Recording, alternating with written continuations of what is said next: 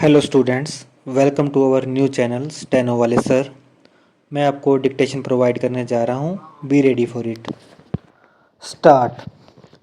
Similarly the relationship between the Soviet Union and China is undergoing a basic change. Stop. The China Soviet rapprochement, we welcome it very much. Stop. When Mr. G was here in November last year, he, in his speech at Vigyan Bhavan, accepting the Indira Gandhi International Peace Award, referred to the role the Soviet Union, China, and India can play in Asia and the world. Stop. So, we welcome this, and there is no question of our having any doubts or fears about that. Stop. It is a development which we welcome, which strengthens peace in the world and creates a new atmosphere. Stop. Para. Take the situation in Eastern Europe. Stop. What is happening in Poland or Hungary? Question mark. It was inconceivable even 2 years ago the kind of elections they are having. Stop. Solidarity has been recognized. Stop. Now let us come to the role that we have played. Stop. Mr. G was in India for the first time in November 1986. Stop. He signed with the Indian Prime Minister the Delhi Declaration. Stop.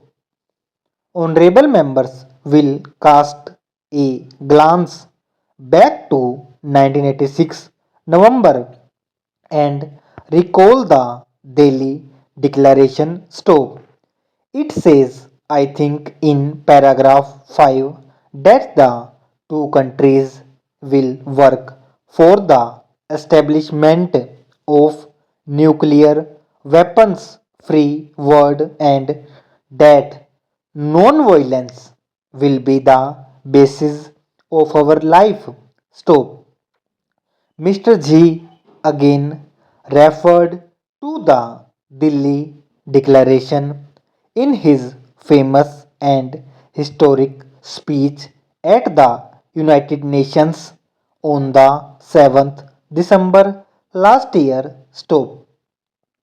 Now we see that this language of the Delhi Declaration has become international legal tender and that Mr. G elected to sign the declaration with the Prime Minister of India is not insignificant. Stop. Therefore, we have not from today or yesterday, but for the last 42 years been trying to impress upon the world that the world should get rid of nuclear weapons and that non-violence should be the way of life. Stop. This is a great tribute to the foresight of Pandit Jawaharlal Nehru, who laid the framework for the foreign policy of India and did that not in 1947. He did it many years before independence, and the fact that we have found the foreign policy framework laid down by him so useful, so durable that it is really remarkable that a man should have such a vision that he had stopped. I cannot really recall the foreign policy stop.